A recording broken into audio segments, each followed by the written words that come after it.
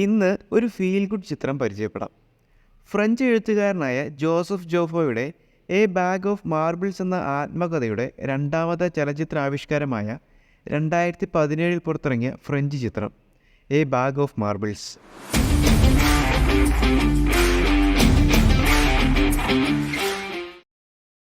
Christian ദുഗ്ഗയാണ് ചിത്രത്തിൻ്റെ സംവിധാനം നിർവഹിച്ചിരിക്കുന്നത്. രണ്ടാം ലോക മഹായുദ്ധ സമയത്ത് ജർമ്മൻ അധിനിവേശ ഫ്രാൻസിൽ നിന്ന് ഒളിച്ചോടുന്ന ജൂത സഹോദരങ്ങളായ രണ്ട് കൗമാരക്കാരുടെ സാഹസിക യാത്രയാണ് സിനിമയുടെ ഇതിവൃത്തം. എടുത്തു പറയേണ്ടത് ചിത്രത്തിൽ ജോസഫായി വേഷമിട്ട കുട്ടിയുടെ പ്രകടനമാണ്. കണ്ണും മനസ്സും ഒരുപോലെ നിറയ്ക്കുന്ന ഒരു ചിത്രം കൂടെയാണ് 2017 പുറത്തിറങ്ങിയ എ ബാഗ് ഓഫ് മാർബിൾസ് എന്ന ഈ ചിത്രം. നാസി ഭരണകാലത്തെ വംശഹത്യകളുടെ ഭീകരതയെ രണ്ട് കുട്ടികളുടെ കണ്ണിലൂടെ കാണിച്ചു തരുന്ന ഒരു മനോഹര ചിത്രമാണ് ഇത്. തൻ്റെ ബാല്യം ആസ്വദിച്ചുകൊണ്ടിരുന്ന ജോസഫിന് വംശഹത്യകളെക്കുറിച്ച് എന്തറിയാനാണ്? ക്ലാസ്സുകളിൽ ഹിറ്റ്ലറെ വാനോള പുകഴ്ത്തലുകളും മാത്രം.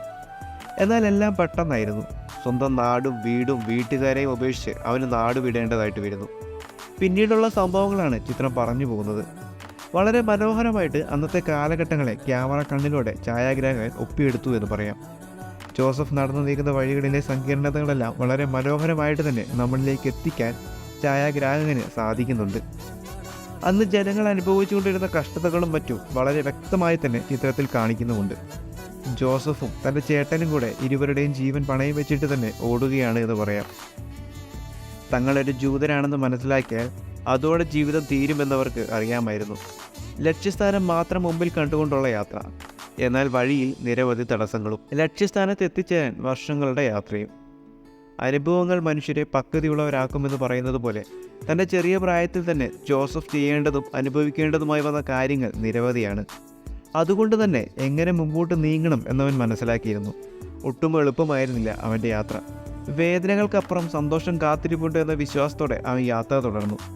ഒരു റോഡ് മൂവി ആയിട്ട് വേണമെങ്കിലും ചിത്രത്തെ കാണാം. ജോസഫിൻ്റെ യാത്രയാണ് ചിത്രം പറഞ്ഞു പോകുന്നത്. നാസി പട്ടാളത്തിൻ്റെ കയ്യിൽ അകപ്പെടാതെ തൻ്റെ കുടുംബത്തിൻ്റെ അടുത്തേക്കുള്ള ജോസഫിൻ്റെ യാത്ര.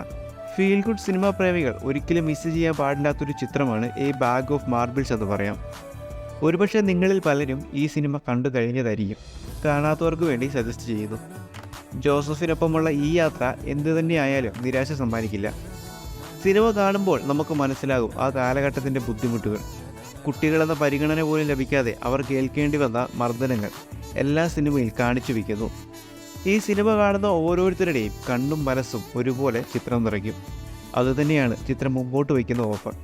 ജോസഫിൻ്റെ യാത്ര ആദ്യം ചേട്ടനുമൊത്തായിരുന്നെങ്കിൽ പിന്നീട് അവൻ ഒറ്റയ്ക്കാകുന്നു. എങ്ങനെ ഒറ്റയ്ക്കായി എന്നതൊക്കെ സിനിമ കണ്ടു തന്നെ മനസ്സിലാക്കണം. ഒരുപക്ഷെ ഇത്തരം സിനിമകൾ പൊതുവെ സജസ്റ്റ് ചെയ്യുന്നത് കുറവായിട്ടാണ് കാണുന്നത്. ഫീൽ ഗുഡ് ആണെങ്കിലും യുദ്ധത്തിൻ്റെയും കലാപത്തിൻ്റെയും അന്തരീക്ഷം എല്ലാവർക്കും ഇഷ്ടമാകണമെന്നില്ല. പക്ഷേ ഈ ചിത്രം അത്തരം ചിന്താഗതികളെ മാറ്റിവെക്കാൻ സാധ്യതയുണ്ട്. സിനിമാറ്റോഗ്രഫിയും ചിത്രത്തിലെ അഭിനേതാക്കളുടെ മികച്ച പ്രകടനവും എടുത്തു പറയേണ്ട ഒന്ന് തന്നെയാണ്.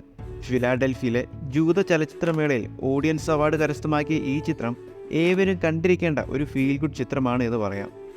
ഈ സിനിമ കണ്ടവരാണ് നിങ്ങളെങ്കിൽ നിങ്ങളുടെ അഭിപ്രായം രേഖപ്പെടുത്തുക. അപ്പോൾ പുത്തൻ സിനിമയുടെ വിശേഷവുമായി അടുത്ത എപ്പിസോഡിൽ വീണ്ടും കാണാം.